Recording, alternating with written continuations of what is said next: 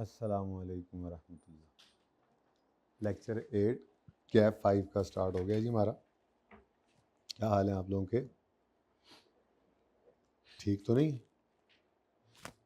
ठीक तो नहीं? ठीक तो नहीं?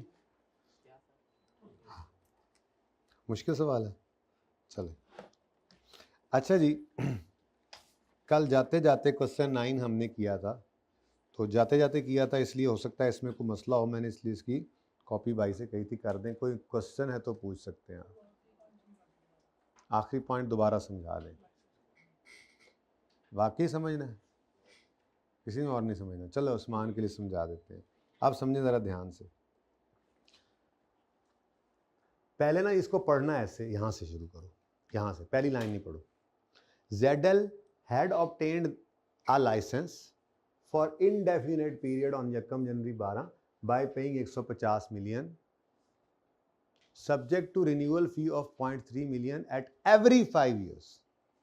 तो यकम जनवरी 12 को 150 मिलियन दे के ये लाइसेंस, ब्रॉडकास्टिंग लाइसेंस हमने खरीदा और हर 5 साल, एवरी 5 ईयर्स ये 0.3 मिलियन देकर रिन्यू किया जा सकता है। ठीक है। अब 0.3 मिलियन क्या है? मिनिमल। इस वजह से हम ये कहेंगे कि लीगल लाइफ तो 5 साल है, लेकिन उसके अंदर रिन्यूअल पीरियड को ऐड कर लें। कितनी दफ़ा?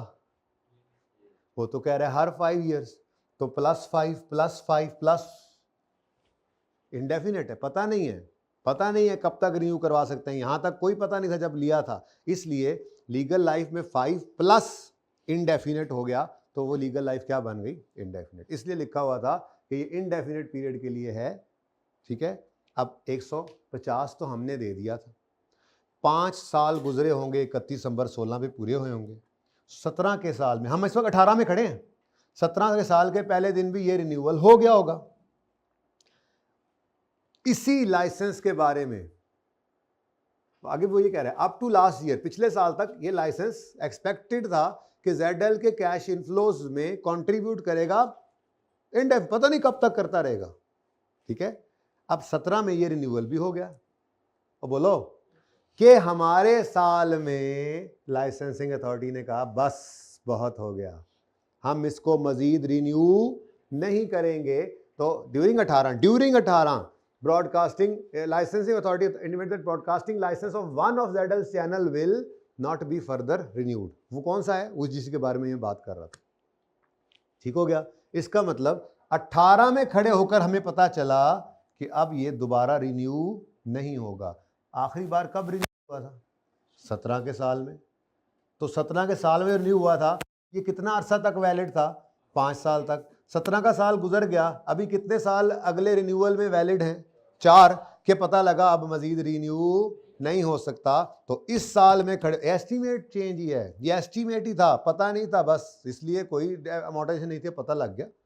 अब आपके सामने क्या है? ये 4 साल की रिमेनिंग लाइफ है, तो 150 को पकड़ के 4 साल पे अमोर्टाइज कर लेंगे। ये जनाब आपने एंड पर किया था ये।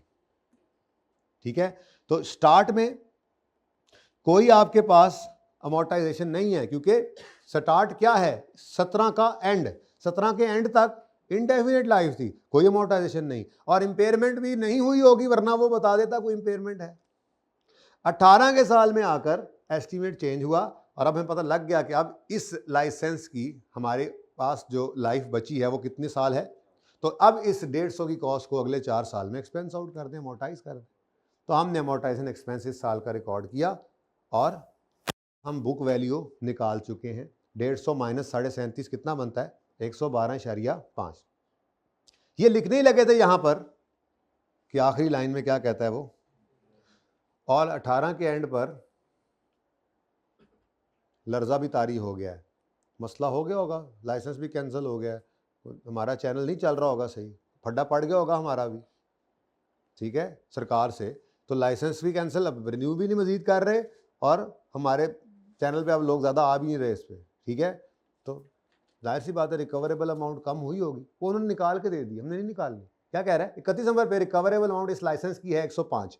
अब अगर तो बुक वैल्यू 105 से कम हो तो टेंशन ही कोई नहीं, कोई इंपेयरमेंट नहीं है। लेकिन हमने जब देखा 31 दिसंबर 18 पर खड़े होकर, पहले 31 दिसंबर 18 पे लाएंगे ना अपने इस इंटेंजिबल को, उस दिन ला रहे हैं, तो उस दिन आकर वो 112.5 की बुक वैल्यू शो कर रहा है, जबकि उसकी मैक्सिमम रिकवरी कितनी है 105, तो फिर ये क्या हो गया, इम्पेयर हो गया, ये ओवर स्टेटेड है इस वक्त, इसको राइट डाउन करके 105 पे लाना पड़ेगा। ये जितना भी 7.5 जो भी बनता है, इस इतने रुपए की 7.5 रुपए की अमोर्टाइज ये इम्पेयरमेंट की आपको एंट्री करनी पड़ेगी। ये बुक वैल्यू है बिफोर इम्पेयरमेंट। इम्पेयरमेंट टेस्ट में आपने कंपेयर करना है इसको रिकवरेबल अमाउंट से। अगर तो ये 112.5 से ऊपर होती तो कोई इम्पेयरमेंट ना होती, नीचे है तो मतलब ओवर स्टेटेड है एसेट, इसको उठाकर लाना है रिकवरेबल अमाउंट पे, तो ये 7.5 से आप एंट्री पास करोगे, इम्पेयरमेंट डेबिट, इम्पेयरमेंट क्रेडिट। अब एक ऑप्शन ये था कि इसको यहाँ पे ना लिखते, अलग से एक और हेडिंग बनाते अक्यूमुलेटेड इम्पेयरमेंट की, और फिर उसका भी ओपनिंग 0 होता और 7.5 वहाँ ऐड होता, अल्टीमेटली पॉइंट तो यहीं पे ही था। तो ये आपको FR 1 में सिखाया जाता है कि आपने सवाल पढ़ते हुए देख लिया ना कि इम्पेयरमेंट भी हो सकती है, तो एहतियातन क्या किया करो, डेप्रिसिएशन के नीचे एक लाइन छोड़ दिया करो। ऐसे ही IAS 38 में अमोर्टाइजेशन के नीचे एक लाइन छोड़ दिया करो। इम्पेयरमेंट नहीं होगी तो लाइन खाली हो गई, तो यहीं पे स्लैश डाल के इम्पेयरमेंट लॉस लिखोगे, अक्यूमुलेटेड इम्पेयरमेंट लॉस, और यहाँ पे इम्पेयरमेंट की भी एंट्री कर दोगे और अल्टीमेटली पहुंचे उसी 105 पे। और कोई क्वेश्चन इस सवाल? चलें आगे। अच्छा जी, उसके बाद जनाब आपको कल इंशाल्लाह मेरा दिल है नया टॉपिक शुरू कर दें, और उस्मान भाई की आपको पता है फरमाइश थी, तो रमज़ान चल रहा है, मेरा ये भाई भी बड़ा प्यारा है, ठीक है, तो IAS 41 ही शुरू कर देंगे फिर, ठीक है, कह रहा था ये IAS 41 नहीं कहा था तुमने, जानवरों वाला, चलो जी, वो इतना छोटा है कि अगर मैं कल शुरू करूं तो ईद से पहले ख़त्म नहीं होगा, फिर कोई नवा कट्टा खोलना पड़ेगा, इसलिए। और इसमें भी अभी IAS 38 में क्वेश्चंस पूरे नहीं हुए, कुछ तो ऐसे हैं जो हम हो सकता है वॉल्यूम 2 के साथ कर रहे हो, कुछ चीज़ें होती हैं ना, लेकिन कुछ हमने अभी भी करने हैं, लेकिन वो मैंने इसलिए भी रोक रहा हूँ कि हाँ, कि आखिरी इम्पॉर्टेंट तो कुछ नया ना करना पड़े, किसी भी तरह से कुछ नया ना करना पड़े अब ईद से पहले, जो कल शुरू हो जाए नया टॉपिक वो कंक्लूड हो, और अगर खुदा न खास्ता एक आध दिन बच जाए तो मैं कुछ नया ना शुरू करूं, तो ये मेरी कोशिश है ना, ठीक है। तो इसलिए जो 2-3 सवाल मैंने मजीद भी आज तो करेंगे, लेकिन कल फिर इंशाल्लाह हम IAS 41 साथ साथ चला लेंगे। IAS 38 के भी 2-3 सवाल मैंने आपसे करवाऊंगा, डिस्कस भी करूंगा, ऐसे ही अभी काम करने वाला, ठीक है। तो फिलहाल तो आपको कौन कौन से सवाल होमवर्क में दिए थे जी? 16 दिया था गालिबन, 16-18 बस। चलो आ जाओ फिर 16 पे आ जाओ फिर। 16 कैसा रहा? देखो वेबसाइट कॉस्ट मुश्किल है आसान? अच्छा, ऐसे ही मेरा दिल कर रहा है, वैसे तो मैंने आपसे कहा था कि जब जब हमने सवाल करना है तब तब, ये आपके लिए भी है, हमने वो सफ़ा ओपन कर लेना है, कोई ज़रूरत नहीं है ज़्यादा अपने दिमाग पे बोझ डालने की। अगर आप 5-7 सवाल भी सिर्फ उसको देख के खोल के कर लेंगे ना, तो उसके बाद आपके पर्चे के अंदर जब सवाल आएगा तो आपको वो देखे बगैर भी याद ही होगा। लेकिन फिर भी ज़रा मेरा दिल कर रहा है हम ज़रा आपस में थोड़ा सा ऐसे ही ज़रा मुज़ाकरा कर लें। इंटरनली जनरेटेड वेबसाइट 2 तरह के यूज़र्स के लिए बनाते थे, इंटरनल और एक्सटर्नल। इंटरनल यूज़र्स के लिए जो बनाते हैं वो कैपिटलाइज, एक्सटर्नल के लिए जो बनाते हैं वो फिर देखना पड़ेगा। अगर तो सोलली फॉर एडवर्टीजमेंट पर्पज है तो एक्सपेंस आउट, और अगर फॉर ऑनलाइन सेल है तो कैपिटलाइज करेंगे। अब इंटरनली जनरेटेड है तो खुद बनानी है, तो वही रिसर्च डेवलपमेंट टाइप चक्कर है। तो रिसर्च वेबसाइट के केस में प्लानिंग फेज को कहते हैं, और डेवलपमेंट में सारी चीज़ें ही आ जाती हैं जो भी हैं, ठीक है। रिसर्च के अंदर हमने कहा था कि सबसे पहले तो हम फिजिबिलिटी बनाएंगे, ज़रूरत है कि नहीं है, फिजिबिलिटी बना ली तो उसके बाद फिर डिफाइन करेंगे क्या हार्डवेयर चाहिए, क्या सॉफ्टवेयर चाहिए, फिर ढूंढेंगे वो बंदे के जो प्रोवाइड कर रहे हैं, और फिर सेलेक्ट कर लेंगे प्रेफरेंस। ये सारे फेज के, जो इस फेज के जितने ये इन एक्टिविटीज की मद में कोई भी खर्चा हुआ तो एक्सपेंस। उसके बाद डेवलपमेंट शुरू हो जाएगी, जिसके अंदर वो ठीक है उन्होंने तोड़ के लिखा था इंफ्रास्ट्रक्चर वगैरह डेवलप करते हैं, फिर आप डिज़ाइन करते हैं, फिर कंटेंट डेवलप, ठीक है, वो 3 चीज़ें थी ना आई थिंक, ठीक है। लेकिन हमने तो उसको ऐसे ही पक्का कर लिया था कि हम सबसे पहले क्या लेंगे, WW लेंगे, डोमेन नेम लेंगे। उसके बाद हम ऑपरेटिंग सॉफ्टवेयर और हार्डवेयर को नहीं, और हार्डवेयर तो हो गया था, ऑपरेटिंग सॉफ्टवेयर ये अलग अलग है। ऑपरेटिंग सॉफ्टवेयर को हम डेवलप करेंगे और हम एप्लीकेशंस को डेवलप करेंगे, यानी कोडिंग करेंगे उनकी। फिर जो एप्लीकेशंस बन गई उनको इंस्टॉल करेंगे और स्ट्रेस टेस्टिंग करेंगे। उसके बाद उसकी शक्ल निकालेंगे कि जब डब्ल्यू लिख कर हमारी वेबसाइट को आए तो उसको क्या नजर आए, यानी ग्राफिक डिजाइनिंग करेंगे। उसके बाद फिर जब आए तो क्या सिर्फ फूल बूटे देखने आएगा या कुछ इन्फॉर्मेशन भी देंगे, तो फिर कंटेंट भी होना चाहिए, वो क्रिएट करें या परचेज करें उसको, फिर जो है वो। अब ये सब करने के बाद, ये बिफोर वेबसाइट लॉन्चिंग ये सारे काम हो गए। अब कंटेंट भी क्रिएट हो गया, अपलोड हो गया, वेबसाइट रेडी हो गई और वेबसाइट लॉन्च हो गई। अब जब ये लॉन्च हो जाती है तो उसके बाद शुरू होता है ऑपरेशन। तो कैपिटलाइज करने हैं इस डेवलपमेंट वाले अरसे के खर्चे, अनलेस कि वो कैपिटलाइजेशन क्राइटेरिया मीट ना करें। यानी कैपिटलाइजेशन क्राइटेरिया मीट नहीं करेंगे तो कैपिटलाइज नहीं करना, और अगर कर जाएंगे तो इस कैटेगरी के अंदर जो डेवलपमेंट शुरू हुई थी, डोमेन नेम से शुरू हुआ था काम, वो कैपिटलाइज करने हैं। ठीक है। अब जब एक बार वेबसाइट चल पड़ी तो अब इसको मेंटेन करने के खर्चे होते हैं, जिसके अंदर हमने कहा था कि हम क्या करेंगे, रजिस्टर करेंगे सर्च इंजन के साथ, फिर एनुअल फीस वही आ गई रनिंग में। ठीक है, आपने वेब सर्वर की फीस वगैरह दे दी, आप सिक्योरिटी को चेक कर रहे होगे, अपडेशन कर रहे हो, आपने वही तो नहीं 2 साल पहले वेबसाइट बनाई थी तो वही तस्वीरें और वही रेट्स पड़े हुए, नहीं, आपको अपडेट करना पड़ेगा। वो एडिंग न्यू फीचर्स आ गए। एक और काम भी था जो आपने वो लोड चेक करना है, कितना लोड उस पर चल रहा है, कैपेसिटी कैसे मैनेज हो, जो स्ट्रेस टेस्टिंग हुई थी वो भी देख रहे होते हैं ना। ठीक है, नहीं था तो खैर है, माफ़ कर देना मुझे। ये सारे के सारे खर्चे जो हैं ये भाई एक्सपेंस होंगे, क्योंकि ये उस वेबसाइट को चलाने के लिए। हाँ, एक एक्सेप्शन है कि आपके ये सब्सिक्वेंट एक्सपेंडिचर में कोई ऐसा खर्चा हो गया है जिससे आपकी कैपिटलाइजेशन, जो कैपिटलाइजेशन क्राइटेरिया मीट कर रहा है, यानी आपकी वेबसाइट के अंदर कोई भी ऐसी अपग्रेड टाइप चीज आ गई जिससे आपको फायदा बढ़ गया पहले की निस्बत, तो उसको कैपिटलाइज कर सकते हैं, जो कि है बहुत रेयर। मैंने एक एग्जांपल आपको दी थी, स्टैंडर्ड कहता है बहुत रेयर है, हमने एग्जांपल क्या दी थी, ऑनलाइन पेमेंट ऐड कर दिया आपने कैश ऑन डिलीवरी के साथ, तो फिर थोड़े से आपके कस्टमर्स बढ़ सकते हैं। ठीक है। उसके बाद आखिरी चीज़ थी सेलिंग और एडमिन जनरल ओवरहेड्स वगैरह, तो ये सारे के सारे selling admin general overheads expense out होते हैं। इनिशियल ऑपरेटिंग लॉसेस और क्या था, ट्रेनिंग वगैरह हो गया, इनिशियल ऑपरेटिंग लॉसेज हो गए, ये सारी चीज़ें क्या होती हैं, एक्सपेंस आउट। लेकिन एक एक्सेप्शन यहाँ भी थी, अगर डायरेक्टली एट्रीब्यूटेबल, ये वहाँ पर तो क्लियरली नहीं लिखा हुआ था, लेकिन सवालों में कहीं कहीं आपको नज़र आएगा जब हम चलेंगे कि जब सेलिंग डिस्ट्रीब्यूशन के साथ वो डायरेक्टली एट्रीब्यूटेबल का लफ्ज़ यूज़ कर दे, एडमिन ओवरहेड्स के साथ, नॉर्मली एडमिन जनरल ओवरहेड्स के साथ वो यूज़ कर दे लफ्ज़ डायरेक्टली एट्रीब्यूटेबल का, तो वो फिर कैपिटलाइज करने आते हैं। ठीक है, ये मैंने कहा ज़रा बगैर देखे रिवाइज करें। वैसे तो हमने क्या किया करना है, अगर ज़रूरत पड़े तो हमने क्या किया करना है,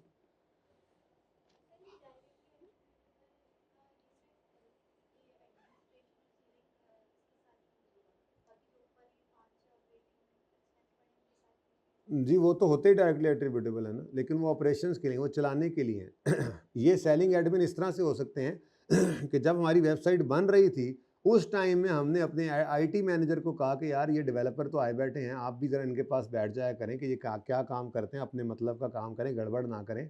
तो आपने जो रोज़ाना 2 घंटे इधर बैठना है ना, आपको हम उसके एक्स्ट्रा पे करेंगे। अब ये डायरेक्टली एट्रीब्यूटेबल है। वैसे तो एडमिन खर्चा था आईटी मैनेजर की सैलरी, वो अभी भी एडमिन ही है। अगर उसको एक्स्ट्रा कुछ पे ना करें और उसको कहें भाई इधर भी बैठना है तुमने रोज़ाना 2 घंटे, आज सुबह आके और शाम को जाते हुए, एक्स्ट्रा कुछ पे नहीं कर रहे, तो कोई मसला नहीं, ये कोई खर्चा नहीं है जो उस इंटेंजिबल कॉस्ट में ऐड हो, ये तो एडमिन का खर्चा था। लेकिन अगर हमने उसको कहा कि सुबह शाम 1-1 घंटा देना है आपने और ये एक्स्ट्रा देना है उस टाइम के अलावा, और हम इसके आपको एक्स्ट्रा पे करेंगे, तो फिर वो जो एक्स्ट्रा पे करेंगे पर आवर के हिसाब से, वो जब तक वहाँ पर इंस्टॉलेशन चल रही होगी या वो वेबसाइट बन रही होगी तब तक वो कॉस्ट उसमें ऐड होती रहेगी। इसको कहते हैं एडमिन खर्चा होना और डायरेक्टली एट्रीब्यूटेबल बन जाना। तो एडमिन खर्चा अगर है तो नहीं ऐड करना, लेकिन अगर वो डायरेक्टली एट्रीब्यूटेबल हो जाए तो ऐड कर देना। नॉर्मली सैलरीज वेजेस ही होती है। सवाल चले आगे। अच्छा जी, इन केस आपको देखना पड़े, बाकी अब थ्योरी एंड पे आके पढ़ेंगे इंशाल्लाह। ठीक है,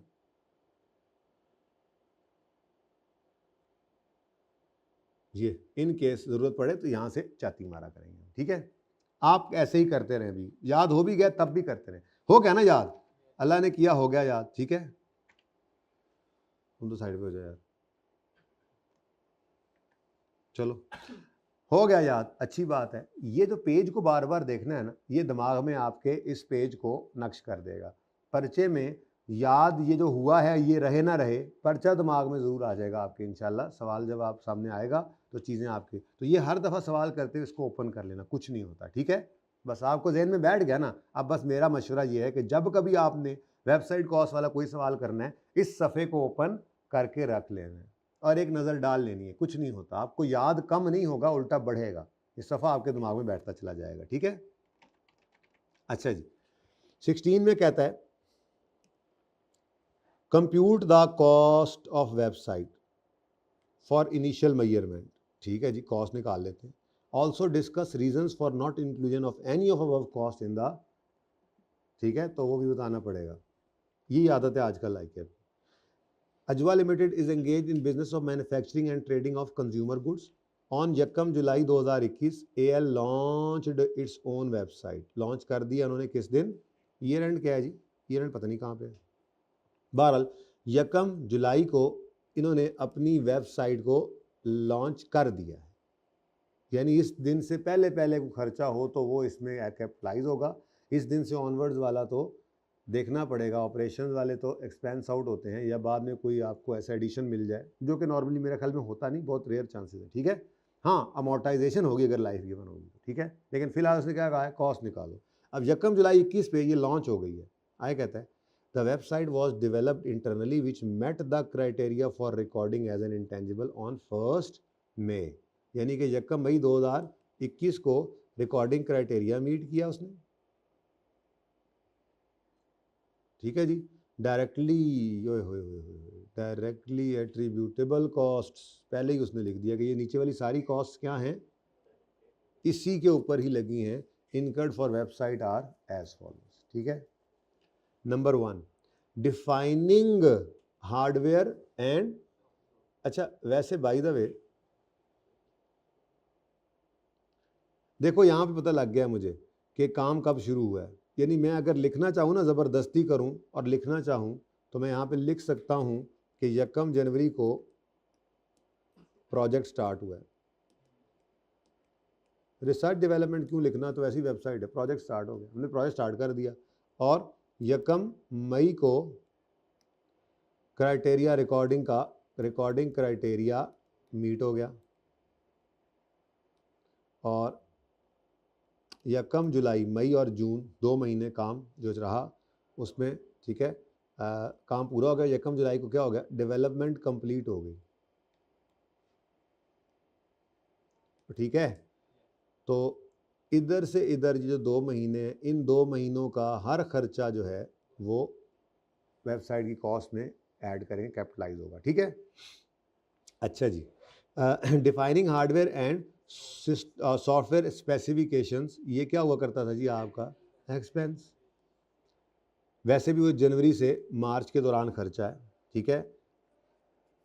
यकम मई को जाकर क्राइटेरिया मीट हुआ है, तो उससे पहले वाले तो सारे खर्चे वैसे भी अगर कोई प्लानिंग फेज से निकल भी आए तो आपने उनको, क्योंकि क्राइटेरिया मीट नहीं हो रहा, क्योंकि जो हमने आगे डेवलपमेंट फेज देखा था उस डेवलपमेंट फेज के आगे लिखा हुआ है कि these are capitalise, however if recording criteria of IS38 is not met then. तो अब इधर देखो ना जी, अगर लिखा हुआ हो कि जी हम कोडिंग डेवलप कर रहे हैं, लेकिन वो काम यकम मई से पहले हुआ हो, तो इसका मतलब रिकॉर्डिंग क्राइटेरिया तो मीट नहीं हुआ, तो फिर वो चाहे डेवलपमेंट फेज में भी है, शर्त तो लगी हुई है ना, कैपिटलाइज नहीं होगा। ऐसी तरह बने का बात कर ले। देखो ये अकाउंटिंग ट्रीटमेंट ज़रा रिवाइज किया, ठीक है। सैलरीज एंड जनरल ओवरहेड्स जनवरी से जून। अब ये सैलरीज और जनरल ओवरहेड्स आ गए जी, ओवरहेड्स आ गए। अब ये जनरल ओवरहेड्स तो खामोश है, इस केस में तो खामोश हो, तो ये तो क्या होते हैं, ये तो एक्सपेंस आउट होते हैं। खामोश है ना जी, कहाँ खामोश है, कहाँ खामोश है, ऊपर क्या लिखा हुआ है, directly attributable costs incurred for website are as follows. तो ये नीचे वाली सारी कॉस्ट्स क्या हैं, डायरेक्टली एट्रीब्यूटेड। इसका मतलब ये ओवरहेड्स भी और सैलरीज भी ये डायरेक्टली एट्रीब्यूटेबल है। लेकिन हमारे पास एक और मामला आ गया ना, जनवरी फरवरी मार्च अप्रैल के 4 महीने जो हैं, इनमें तो हर खर्चा ही क्या होना है, ये 4 मंथ्स का खर्चा क्या होना है, एक्सपेंस। अब वो कह रहा है जनवरी से जून 6 महीनों की ये सैलरी है, तो 6 महीनों की जो सैलरी है इसको डिवाइड बाय 6 करोगे तो पर मंथ हो जाएगी। मैंने क्या करना है, मैंने कॉस्ट निकालनी है तो इंटू 2 करके कॉस्ट निकाल दूंगा, और जब उसने कहना है इग्नोर किया है किसको, तो मैं लिखूंगा इंटू 4 करके जी इसको इग्नोर किया, क्यों किया वो वजह भी आपको पता लग चुकी है। ठीक है, तो बहरहाल फिलहाल तो यूं कर लेते हैं ना, बल्कि ठीक है बाद में देख लेंगे। Divided by 6 into 2, answer is, ठीक है जी, 6 महीनों की है तो एक महीने की 1 रुपये कॉस्ट, तो 2 महीने की, ये क्या होगी कैपिटलाइज, ये क्या होगी capitalise. Next, development of the content, content development तो हमारा कैपिटलाइजेशन वाला ही एरिया है ना, डेवलपमेंट चल रही है ना, और बोलो डेवलपमेंट चल रही है ना, ठीक है। अब ये है भी किस अरसे की, मई, और तो मई में तो रिकॉर्डिंग क्राइटेरिया मीट हो गया था। अच्छा खुदा ना खास्ता ये लिख देता अप्रैल से जून, हम कहते 7 जो है ये 3 महीनों की कॉस्ट है, एक को एक्सपेंस आउट करते और 2 महीनों को कैपिटलाइज, ठीक है। हालांकि ये डेवलपमेंट फेज है लेकिन शर्त भी तो लगी हुई है ना, रिकॉर्डिंग क्राइटेरिया का मीट होना भी जरूरी है। खैर चलें, ये तो सारे का सारा क्या बन गया, ये भी कैपिटलाइज हो गया, ठीक है जी। अच्छा नेक्स्ट, बल्कि इसको यूँ लिख लेते सारे का सारे, क्योंकि ये मई और जून का है ना, 2 महीनों का, तो इस सारे को मैं यहाँ पर लिख दिया, ये सारा ही 7 मिलियन, ठीक है। Next, registering website with search engines, ये तो ऑपरेशंस हैं। अच्छा आप तो पता है ना आप क्या कर रहे हो, आप तो ये कर रहे हो, आप ये देख रहे हो, साथ साथ देख रहे हो, आपने देखा यहाँ पर ये लिखा हुआ है registering website with search engine, तो ये तो क्या है ऑपरेशंस का पार्ट है, और ये एक्सपेंस करते हैं, बस ये याद रखो कि ये क्या होगा, ये एक्सपेंस होगा व्हेन इनकर्ड। हाँ अगर वो IS38 का रिकॉर्डिंग क्राइटेरिया मीट कर जाए तो, लेकिन ये होता बहुत रेयर है, उसने कहा, ठीक है, तो वो जब होगा तब क्लियरली बताएगा आपको, ओके, और सही है ना। अच्छा तो ये क्या हो जाएगा जी, एक्सपेंस। नेक्स्ट, एनुअल फीस, अच्छा यहां से देख के भाई बता रहे थे, annual fees for website hosting, website तो बन गई है, तो ऑपरेशंस चल रहे हैं, ठीक है, कहीं एनुअल फीस है जी यहाँ पर। Updating graph, adding new functions, registering website, backing up data, reviewing security, analysing usage नहीं है, तो शायद अदर्स के अंदर ये आए, ये एडमिन एक्सपेंस आ सकता है, ऑपरेटिंग एक्सपेंस ही है एक तरह से। ये बेसिकली हमने वेबसाइट, हमने अपना सर्वर नहीं खरीदा बल्कि किसी सर्वर के ऊपर हमने होस्टिंग ले ली, तो उसकी अब हमें मंथली या एनुअल फीस पे करनी पड़ती है, ठीक है। तो ये भी क्या है, ये भी क्या है जी, एक्सपेंस आउट होगा, ठीक है, चलाने के लिए भी, ऑपरेशंस के लिए। फिर एम्प्लॉय ट्रेनिंग, अस्तगफुरुल्लाह training, expense out. Discount offers for logging on website, ये मार्केटिंग एक्सपेंस होता है, डिस्काउंट्स वगैरह देना, तो ठीक है, तो ये मार्केटिंग, एडवर्टीजमेंट वगैरह, इनको भी आपने कभी भी कैपिटलाइज नहीं करना होता। ऑल कॉस्ट, ये पढ़ा ही नहीं, पहले पढ़ना चाहिए था, ऑल कॉस्ट उसने यहाँ पे लिखा था, all cost are incurred evenly throughout the mentioned period, ठीक है, तो हम कर ही ऐसे रहे थे। इसका मतलब ये हुआ कि अगर आप कॉस्ट निकालें, कॉस्ट तो वो कितनी है जी, बस इतनी सी, लेकिन चूंकि इतने ज़्यादा इग्नोर करने थे इसीलिए तो उसने 7 नंबर जो रखे हैं उसमें उसने क्या कहा है कि डिस्कस करो, जिनको इंक्लूड नहीं किया उनकी रीजंस। तो आपने लिखी थी, डिस्कस की थी, तो आप यूं लिखोगे जी, हाँ नहीं नहीं नहीं, एम्प्लॉय, देखो एम्प्लॉय की ट्रेनिंग कॉस्ट है, ट्रेनिंग कॉस्ट बुक में लिखी हुई, तो मैं क्या करूं, ट्रेनिंग कॉस्ट कभी भी कैपिटलाइज नहीं कर सकते।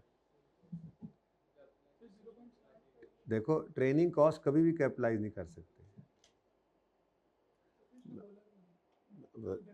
डायरेक्टली एट्रीब्यूटेबल भी, डायरेक्टली एट्रीब्यूटेबल क्यों है, क्योंकि आपने इसी वेबसाइट को चलाने के लिए ट्रेनिंग दी है। ये भी तो डायरेक्टली एट्रीब्यूटेबल है, जो आपने डिस्काउंट ऑफर लगाई है फॉर लॉगिंग ऑन यही वाली वेबसाइट, ये भी तो डायरेक्टली एट्रीब्यूटेबल है, इसी वेबसाइट के ऊपर है। क्योंकि हम इन दो चीज़ों के बारे में अलग से पैरा डाला हुआ है स्टैंडर्ड ने कि हम एडवर्टीजमेंट करके कस्टमर को कंट्रोल नहीं कर सकते, हम ट्रेनिंग दे के एम्प्लॉय को कंट्रोल नहीं कर सकते, इसलिए कभी भी कैपिटलाइज नहीं करोगे, ठीक है। बाकी सेलिंग एडमिन अगर डायरेक्टली एट्रीब्यूटेबल हैं बेशक ऐड करो, पर ट्रेनिंग वगैरह नहीं, एडवर्टीजमेंट नहीं कर सकते, स्पेसिफिकली एक्सक्लूडेड है। सोल्यूशन में कहीं नहीं लिखा होना चाहिए, मेरे ख्याल से लिखा हुआ तो उसको सही कर लें, ठीक है, लिखा हुआ है कहीं पे केड़े सोल्यूशन से देता है भाई हैं?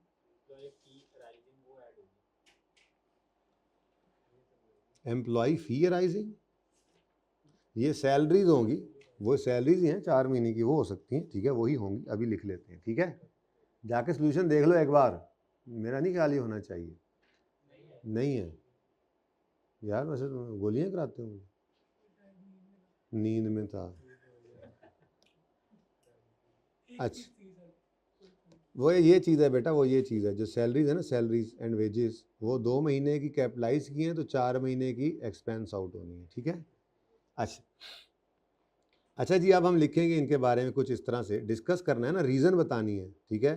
तो आप इस .5 के बारे में क्या लिखोगे कि ₹0.5 million incurred for defining hardware and software specification is related to planning phase, therefore it is recorded as an expense in profit and loss when incurred, ठीक है। नेक्स्ट, ये रजिस्टरिंग एनुअल, वो भी, हाँ वो भी बीच वाला कर लेते हैं, वो मिस ना हो जाए। ये हो गया ना, ये तो हो गया कैपिटलाइज वाला, और जो बाकी का होगा 6 डिवाइडेड बाय 6 × 4 यानी 4, ये क्या होना है जी, ये एक्सपेंस आउट होना है। तो इसके बारे में हम लिखेंगे कि ₹4 million relating to salaries and general overheads is incurred from January to May and recording criteria was only met on 1st May, January, February, March, April, अप्रैल लिख लेना, ठीक है, जब का महीना लिखना है अप्रैल लिख लेना। Therefore this shall also be recorded as expense in profit and loss account, ठीक है, बस रिकॉर्डिंग क्राइटेरिया का जिक्र कर दिया आपने। उसके बाद इन दोनों को इकट्ठा कर लो,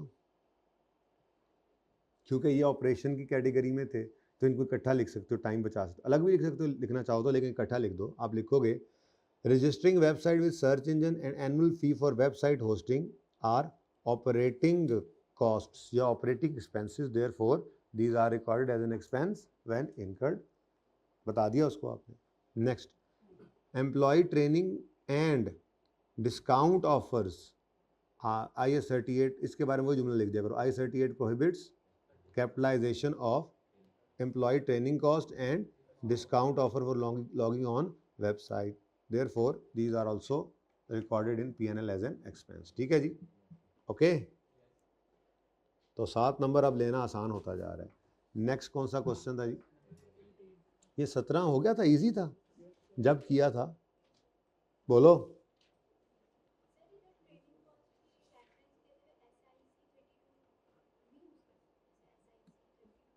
SIC 32 में कहीं पे उसने ट्रेनिंग के बारे में लिखा नहीं है, लेकिन SIC 32 बेसिकली आपके इंटेंजिबल के लिए इंटरप्रिटेशन आई है। तो आप देख लो, अगर आप वेबसाइट के ऊपर अमोर्टाइजेशन करते हो तो क्या, अभी वैसे मैंने पढ़ाना भी है, वो सफ़ा है SIC 32, थोड़ी सी बातें हैं, ठीक है, लेकिन आप अमोर्टाइजेशन भी तो कर रहे हो, वो आप इंटेंजिबल को ही सामने रखते हुए कर रहे हो। IS 38 अपनी जगह कायम है, उसी के अंदर क्लैरिफिकेशन है। आप SIC 32 भी, आप IS 38 भी ना लिखें, आप लिखें रेलेवेंट स्टैंडर्ड, तब भी चलेगा, बात सही लिखें बस, ठीक है। 18वां दिया जी होमवर्क में, कैसा रहा ये सवाल? मसला सिर्फ ये है, एंट्रीज मांगे हमसे, नोट मांगे, हम खा पी जाएं सवाल को, डिस्कस कहता है ना तो हमारा दिल थोड़ा सा बुरा हो जाता है कि यार इतना अच्छा ये टॉपिक हमें आता है और हमसे अंग्रेजियाँ लिखवा रहा है यार, हमसे एंट्रियाँ करवाओ भाई, हमसे जो है वो नोट बनवाओ, हमसे एक्सट्रैक्ट्स बनवाओ, वो गलत करवा के करेक्शन करवाओ, हम सब कुछ करने को तैयार हैं, पर डिस्कस मत करवाओ, है ना। करो, ये कोशिश करो, होने लग जाएगा ये भी इंशाल्लाह। Discuss how the above transaction should be dealt with in SL's books for the year ended 30 June 2022 in accordance with IFRS, ठीक है जी। The following transaction pertains to Sapphire limited for the year 30 June 2022 on यकम July 22। अच्छा, जब ये 30 जून 22 आ गया ना जी, 21 sorry 30 जून 22 आ गया तो यहाँ पे लिख लिया करो, मैंने कई बार आपको कहा है यकम जुलाई 21 से 30 जून 22, ताकि आपको कोई गलती को मुगालता ना लग जाए। ठीक है जी, ज़रूरत पड़ने पर आपके सामने ये डेट्स हों, आपका फाइनेंशियल ईयर चूँकि कैलेंडर ईयर से हिल गया है तो आप ना हिल जाएं। अच्छा, ऑन 1 जुलाई 21 इधर हमारे साल के पहले दिन SL acquired a licence, SL acquired a भाई लाइसेंस। किए तूने सवाल? कहाँ किया? कल से दोनों रजिस्टर लाया करो, वरना तुम्हें घर भेज दूंगा जहाँ पे तुम्हारा दूसरा रजिस्टर होगा। ठीक है ना? अच्छा जी, SL acquired a licence against cash consideration of 50, SL incurred cost of 3 million which includes refundable taxes of 1 million for transferring the title to its name। अब डिस्कस करना है ना जी, अगली बात तो कह रहा है वैलिड फॉर 5 years है, फिर रिन्यूअल है, फिर रेजुअल वैल्यू है, ये सारी बातें बाद में देखेंगे। फिलहाल मेरा मशवरा इनिशियल मेजरमेंट की बात कर लें। ठीक है, तो हमने सबसे पहले तो अगर नंबर ज़्यादा नहीं है, 2 पॉइंट्स है, फिर भी चलो 4 नंबर भी थोड़े नहीं है, आप एक लाइन डाल दो ऊपर कि इंटेंजिबल को हम रिकॉर्ड कब करते हैं? जब फ्यूचर इकोनॉमिक बेनिफिट्स प्रॉबल हो, कॉस्ट लायबली। अब इनिशियल मेजरमेंट जो कॉस्ट पे होनी है ना, उसके बारे में थोड़ी सी बात हम कर लेते हैं जी, कि आपका 50 तो था ही, ठीक है, लेकिन 3 मिलियन जो आपने पे किया है, इसमें 1 मिलियन क्या है? तो इसका मतलब आप 50 प्लस 2 यानी 52 पर इंटेंजिबल को रिकॉर्ड करेंगे। ठीक है, और 1 को क्या करना है आपने? कॉस्ट में ऐड नहीं करना, क्योंकि ये क्या है? रीफंडेबल है। अब आप इसके बारे में लिखोगे कि this intangible licence shall initially be recorded at its cost of 52 million, bracket में लिखोगे 50 प्लस 2, 50 प्लस 2, या यूं लिख सकते हो 50 प्लस 3 माइनस 1। ठीक है, ज़्यादा बेहतर है। फिर फुल स्टॉप बाद लिखोगे कि 1 million relating to refundable taxes are not added to cost. ठीक हो गया, थोड़ा सा बता दिया आपने। अब इनिशियल मेजरमेंट हो गई। अब सब्सिक्वेंट मेजरमेंट की बात कर दे, अगर कोई रिवैल्यूएशन का जिक्र हो तो, नहीं तो अमोर्टाइजेशन इम्पेयरमेंट का तो होगा ही। ठीक है, आगे बढ़ो, क्या कहता है? The licence is valid for 5 years but is renewable every 5 years at a significant cost of. तो लीगल लाइफ क्या है जी? लीगल लाइफ 5 साल है। ठीक है जी, और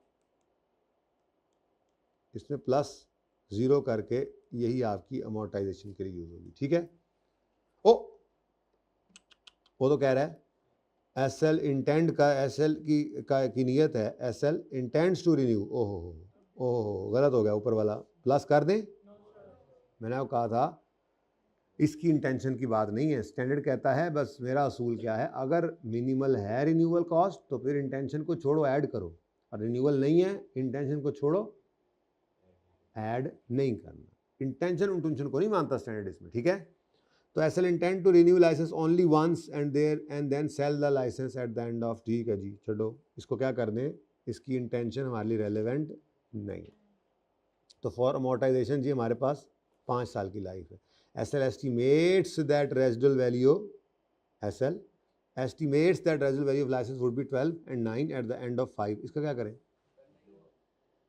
अमोर्टाइजेशन निकालते हुए माइनस करेंगे, गिवन है ये ना, इंटेंजिबल है, इसकी रेजिडुअल वैल्यू अज्यूम करनी है to be 0 unless active market exist करती हो या कमिटमेंट बाय थर्ड पार्टी हो। यहाँ पे ना तो एक्टिव मार्केट है ना कमिटमेंट बाय थर्ड पार्टी है, ये तो इनका अपना ही अंदाजा है।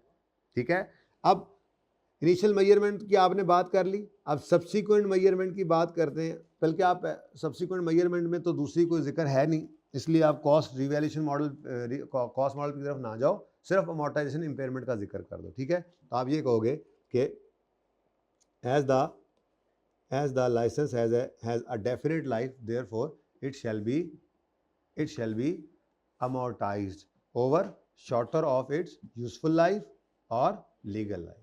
फुल स्टॉप बाद आगे लिखोगे in this case their useful life is not given, therefore for amortisation purpose legal life of 5 years, bracket में 5 प्लस 0 कर देना, shall be used for amortization of this license.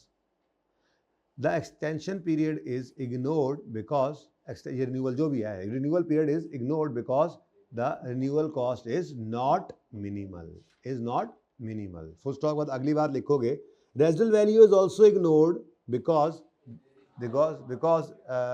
there is because residual value of intangible shall be taken to be zero unless there is active market or commitment by a third party। ठीक है, और सही है। तो यहाँ पर ऐसा कुछ था नहीं, इसलिए ये भी क्या हो गई, जीरो। तो ये बस आपने 4 नंबर के लिए लिखा, काफी हो जाएगा इंशाल्लाह। ठीक है, आगे चलें।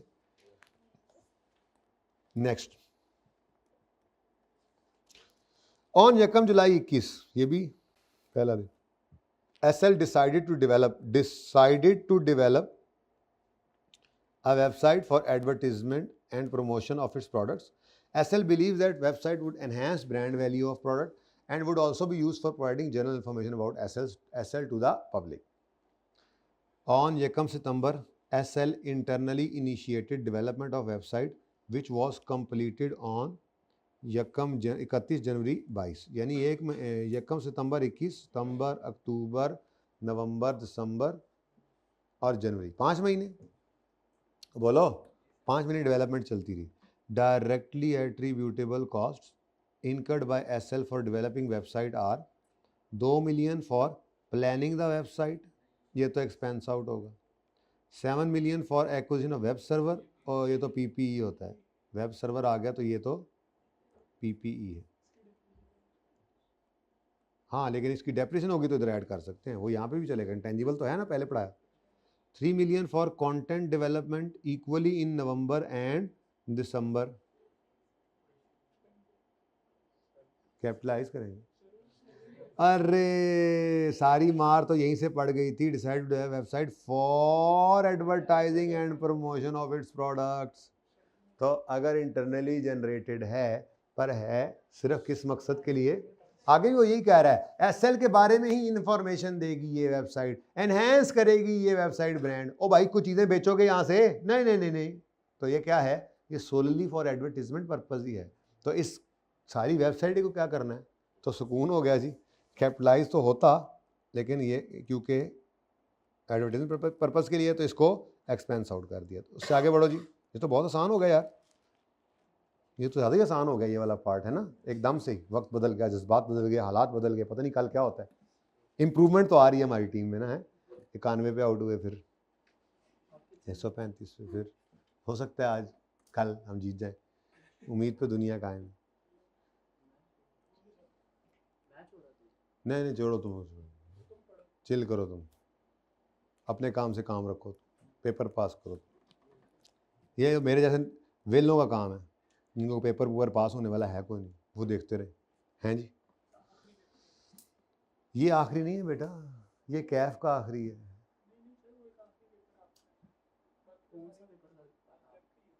हाँ वो पेपर तो सबका ही रहता है, आखिरत वाला, अल्लाह माफ। और लेकिन एग्जामिनर, हाय हाय अल्लाह, एक बद्दू है हज़ूर नबी करीम सल्लल्लाहु अलैहि वसल्लम खिदमत में, तो जब ये आखिरत का और हिसाब किताब का जिक्र हो रहा था, तो कहने लगा या रसूलुल्लाह सल्लल्लाहु अलैहि वसल्लम हिसाब लेगा कौन, तो आप सल्लल्लाहु अलैहि वसल्लम ने फरमाया कि अल्लाह। कहते हैं फिर खैर, कहता है फिर खैर। तो आप सल्लल्लाहु अलैहि वसल्लम ने फरमाया देखो इसका उसने ज़न अल्लाह से।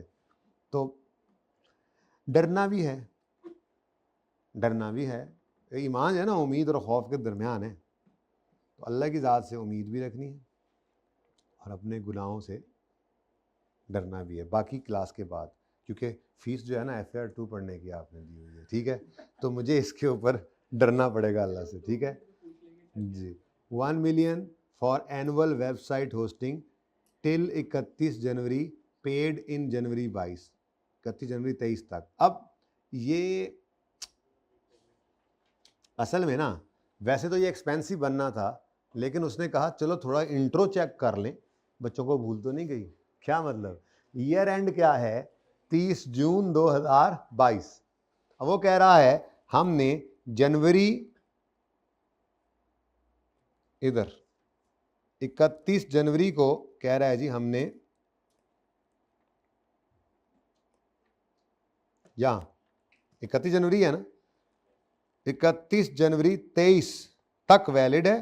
पे हमने किया है जनवरी 22 में, 31 जनवरी कर दो या जनवरी कर दो, जो भी है, ठीक है। वैलिड जो है तो मतलब वो 1 फरवरी से ही चलेगा, ठीक है। तो कहता है जी 31 जनवरी को हमने पे किया है 22 पे, और ये अगले साल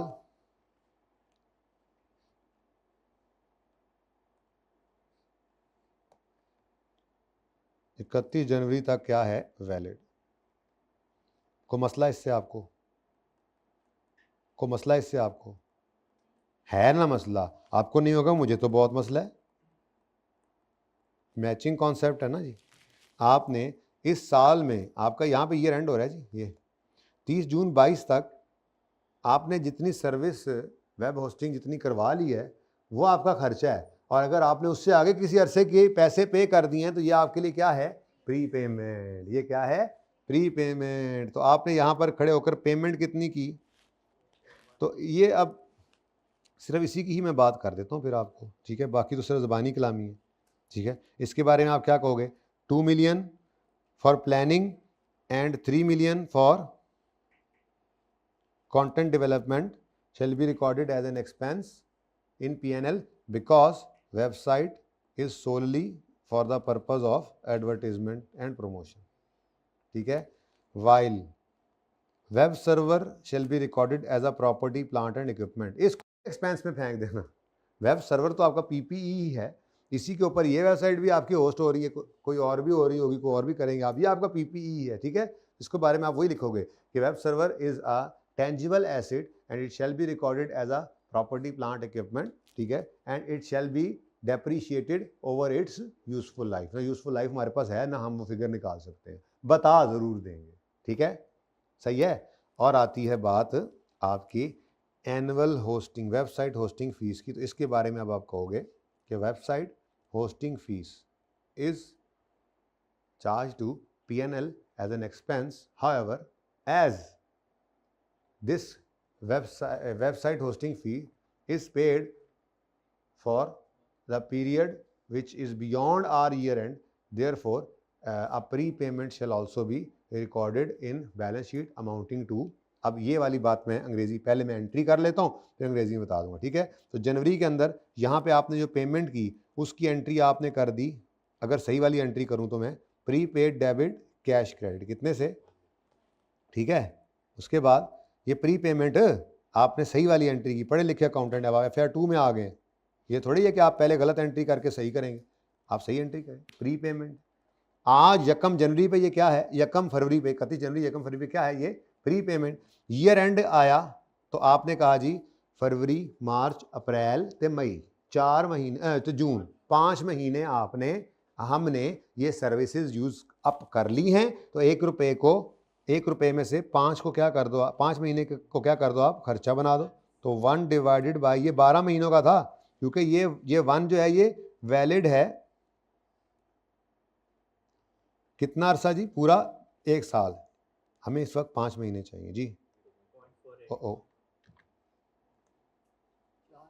इंटू 5.48 एक्सपेंस में चला जाएगा। अब ये एंट्रियां थोड़ी करनी है, ये तो आपने उसको अंग्रेजी में लिख के बताना है, ठीक है जी, ओके।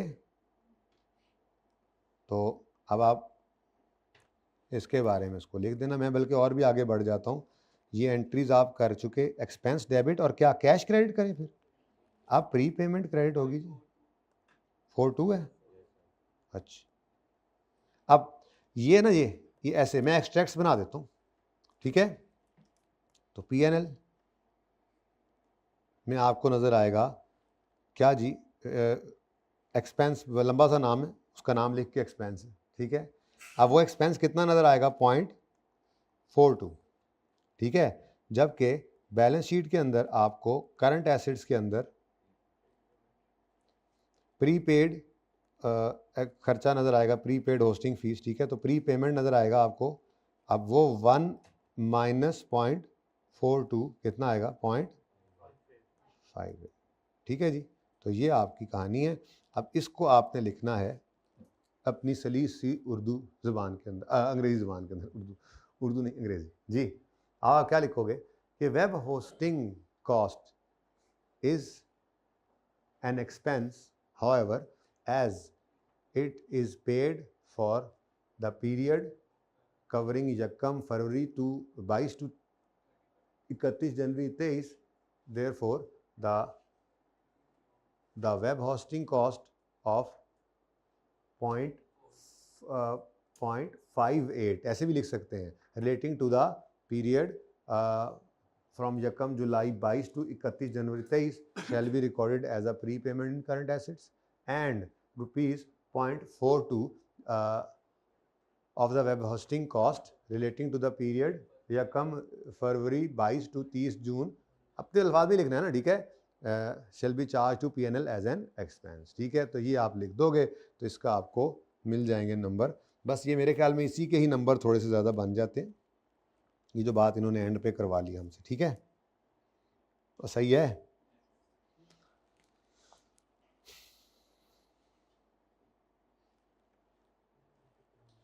ये सवाल मैं अभी आपको खुद कराता हूँ इंशाअल्लाह।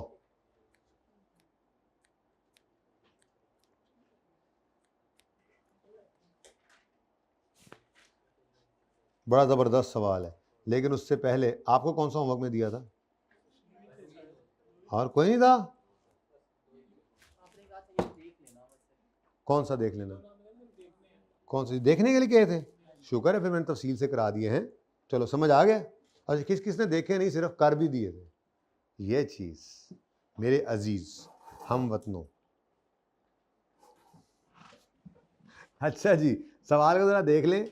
सवाल अब शुरू करते हैं फिर, बड़ा ज़बरदस्त सवाल है जी, आपको पसंद आएगा। वही हुआ ना जिसका डर था, करेक्शन ऑफ एरर की जान नहीं छोड़ रहा। अब FAR 2 में तकरीबन हर टॉपिक में आपको इसका सवाल मिलेगा। IAS 38 अब कर लिया ना, जैसे IAS 16 पढ़ा था तो करेक्शन ऑफ एरर में आ जाता था ना एडजस्टमेंट उसकी। IAS 38 के सवाल को, IAS 38 को जब पढ़ लिया तब करेक्शन करवाएगा, करवा सकता है, गलती होगी करेक्शन कर दो। और फिर कभी कभी करेक्टिंग एंट्रीज करवाता है, तो कभी कभी ये वाली फनकारी भी करता है कि सवाल में उसने दिया हमें ड्राफ्ट फाइनेंशियल स्टेटमेंट्स का डेटा, कुछ ड्राफ्ट फाइनेंशियल स्टेटमेंट के भी एक्सट्रैक्ट्स दिए हैं, उसने सिर्फ 3 आइटम्स निकाल दिए। Draft financial statements of TL for the year 31 December 17 show the following amounts, total assets, total liabilities और नेट प्रॉफिट, बस। अब रिक्वायरमेंट में कहता है डिटरमिन रिवाइज्ड अमाउंट्स ऑफ, यही वाली 3 चीजें, क्या करो, रिवाइज्ड अमाउंट निकालो इन तीनों की, after incorporating impact of above adjustments if any. कहता है अगर ऊपर वाली एडजस्टमेंट का असर है तो फिर रिवाइज अमाउंट्स निकालो, जाहिर है होना ही है, ठीक है। अच्छा, अब सवाल को पढ़ते हैं। समझ आ गया करना क्या है?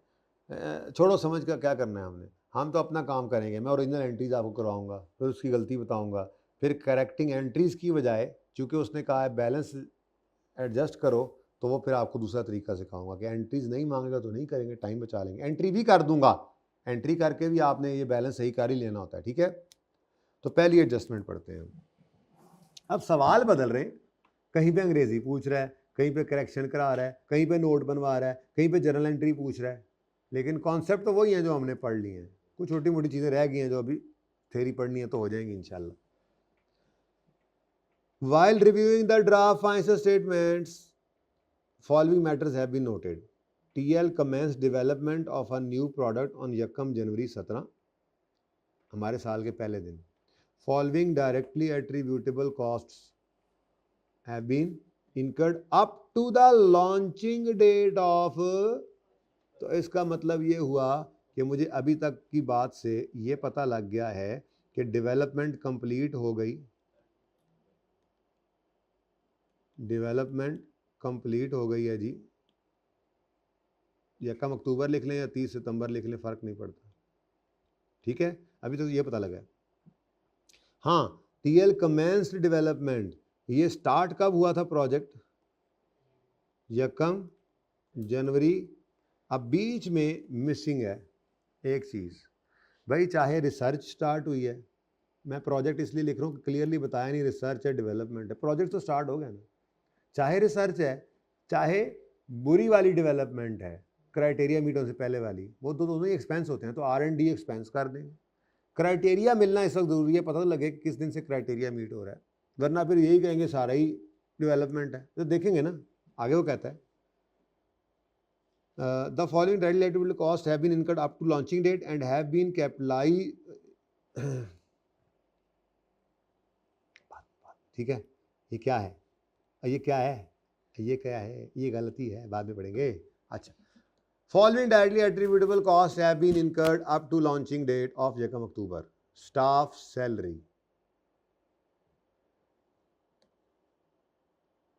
एक्सपेंस ना कह देना, स्टाफ की सैलरी है ये, स्टाफ की ट्रेनिंग कॉस्ट नहीं, स्टाफ की सैलरी है। जैसे साइंसदानों को आप बिठाकर फार्मूला बनवाते थे तो उनकी सैलरी तो होती थी जो क्या, और क्या खर्चा होता है इंटेंजिबल को खुद बनाने में, यही होता है स्टाफ की सैलरी। वो कौन सी सैलरी है जो डायरेक्टली एट्रीब्यूटेबल है, तो वो फिर लेंगे हम। ठीक है, इक्विपमेंट, इक्विपमेंट ले लेंगे, इक्विपमेंट की तो डेप्रीसिएशन लेंगे। ठीक है, 5 साल पे इसको डेप्रीशिएट करेंगे।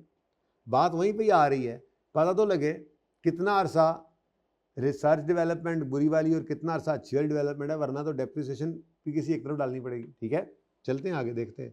कंज्यूमेबल्स, ये क्या होते हैं जी? जैसे मटेरियल, रॉ मटेरियल वगैरह। ठीक है, कोई और छोटी मोटी चीज़ें, छोटी मोटी चीज़ें, छोटी जो कि आपकी चीज़ें जो हैं, जो कि आपकी इस तजर्बा गाह में पड़ी हुई हैं, यूज़ हो रही हैं डेवलपमेंट के वक्त में। ठीक है, तो ये 90। और कंसल्टेंट फ़ी, ये कंसल्टेंट कौन है?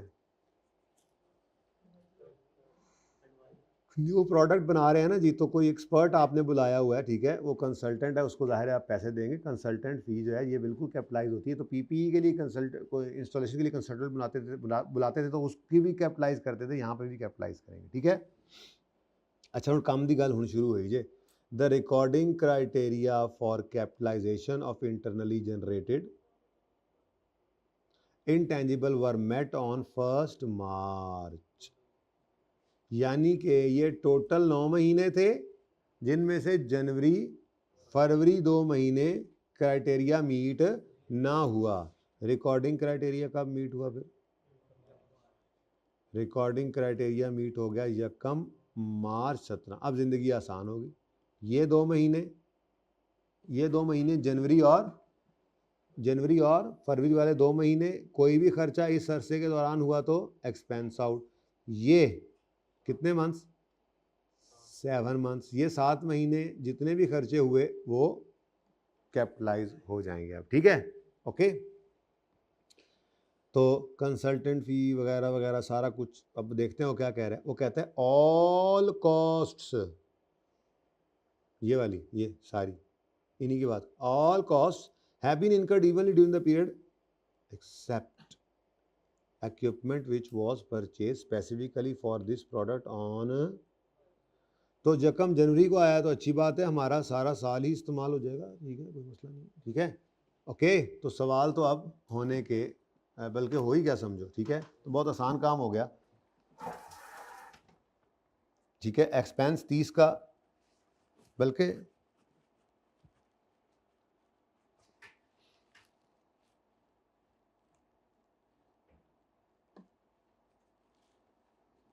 यूँ कर लो ना, आसान कर लो, ये तो सारे ही एक जैसे ही हैं।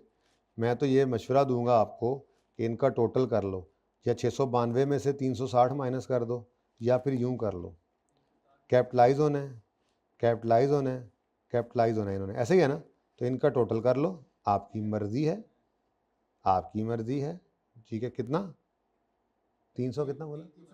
32। ठीक है, या ये कर लो, या आप ये भी कर सकते हो कि 360 को यहाँ से शो ही करनी है ना वर्किंग, ये भी 332 ही बनेगा। ऐसे ही है, बोलो नहीं, चेक कर लो, एक ही काम ठीक है। ठीक है, ये जो कैपिटलाइज होना है ना जी, अब ये 332 जो है, इसका मसला ये है कि ये 332 यकम जनवरी 17 से 30 सितंबर 17 तक इवनली खर्च हुआ है सारा, जो भी खर्चे हैं इसके अंदर। हमने 2 महीने एक्सपेंस में फेंकने हैं और हमने 7 महीने कैपिटलाइज करने। नहीं समझ आई? लिखा हुआ है 332 में, कर लेते टोटल तो तुम्हें ये दिन ना देखना पड़ता। अगर तुम भी कैलकुलेटर जो उल्ली लगाने के लिए साथ रखा हुआ है, मोबाइल में तुम्हारा हाथ गया, कैलकुलेटर पे नहीं गया, साथ ही पढ़ते दोनों। अगर तुमने ये कर लिया होता ना 30 जमा 90 जमा 212, तो तुम्हें ये दिन आज ना देखना पड़ता। ठीक है बेटा, इस इंटेंजिबल को आपने करना है क्या कहते हैं 9 महीने टोटल, 2/9 और 7/9। ये अलग है, इक्विपमेंट अलग है। इक्विपमेंट को खरीदने की एंट्री भी करवाऊंगा, इक्विपमेंट को अमोर्टाइज डेप्रिशिएट भी करेंगे। फिर इक्विपमेंट की डेप्शन के बारे में है पहले 2 महीने और 30 सितंबर के बाद वाले भी पता नहीं जितने महीने। किधर चल पड़े हो? 332 अलग है तो अलग है फिलहाल। अभी इक्विपमेंट को साइड पे रखो, इक्विपमेंट को कहीं नहीं लेके जाना अभी। ठीक है, कंज्यूमेबल,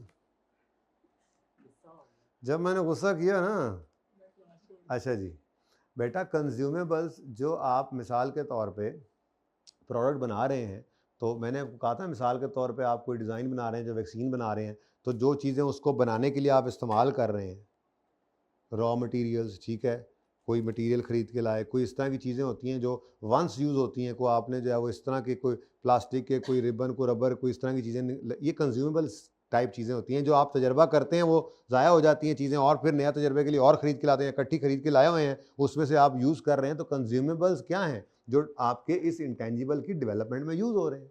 सिंपल सी बात है, डायरेक्टली एट्रीब्यूटेबल। जी, कंज्यूमेबल्स तो कभी भी पीपीई नहीं होता बेटा। कंज्यूमेबल्स तो ऐसे खर्चे को हम कहते हैं कि जो कैपिटलाइज होने के लायक नहीं होता। जैसे मिसाल के तौर पे आप लोगों की ऑफिस के अंदर स्टेशनरी पड़ी है, अब एक बड़ी कंपनी, यहाँ सप्लाईज एक बड़ी कंपनी है, तो वो आप कभी नहीं देखोगे कि वो स्टेपलर और उसकी पिनों को कैपिटलाइज करके पीपीई के अंदर रख रहे हो, कभी भी नहीं करेंगे वो। ठीक है, वो हमेशा उसको एक्सपेंस आउट करेंगे कि वो कंज्यूमेबल नेचर की चीज़ें हैं। ठीक है, कैपिटलाइज करेंगे हम सिर्फ उन एसिड्स को जिनकी यूजफुल लाइफ 1 साल से ज़्यादा हो, और वो भी फिर अक्सर ऐसा करते हैं, एक थ्रेश होल्ड रखते हैं। स्टेपलर भी तो 5 साल नहीं ख़राब हो, आप कह सकते हैं, उसमें भी एक थ्रेश होल्ड रखती हैं कंपनीज के जो इमटेरियल चीज़ें होती हैं उनको फिर कहाँ पे रिकॉर्ड करते फिर एसिड बना के और फिर उनको एक्सपेंस आउट करो। कंज्यूमेबल्स, ठीक है, स्टेशनरी किसी भी दफ्तर के अंदर कंज्यूमेबल, ठीक है, सही है। किसी भी लेट से आप पढ़ के एनपीओ क्लब के अंदर क्रॉकरी कंज्यूमेबल नेचर की चीज़ होती है ये। ठीक है, ये एक्सपेंस हो जाती हैं जो इस्तेमाल हो जाए, नहीं खरीदी फिर जो यूज होगी एक्सपेंस, और जो बची पड़ी होगी वो करंट एसेट में स्टॉक हो सकता है। ठीक है, सही है। ये इसलिए कर रहे हैं बेटा, सैलरी क्यों कैपिटलाइज कर रहे हैं, किस लिए? तो ये डायरेक्टली एट्रीब्यूटेबल नहीं,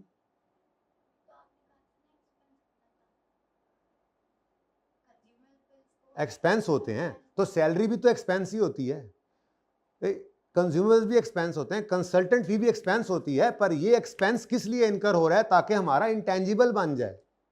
तो इसलिए ये एक्सपेंस इंटेंजिबल की कॉस्ट में जाके ऐड हो गया, पीएनएल में नहीं गया, और फिर इंटेंजिबल बन के फिर वो एक्सपेंस बनेगा, अमोर्टाइज होगा। खुदा तो नहीं हिदायत दवे, होश च है हो ना, मैनू डराओ ਇਹੋ ਜਿਹੀਆਂ गल्लां करके। अच्छा, समझ आ रही है? चले मजाक अपार्ट, समझ आ रही है? ठीक है, अब 332 को पकड़ के मैं एंट्री करता हूँ, फिर देख लेंगे। ठीक है, पहले पार्ट 2 शुरू कर लें, बहुत लेट हो गया।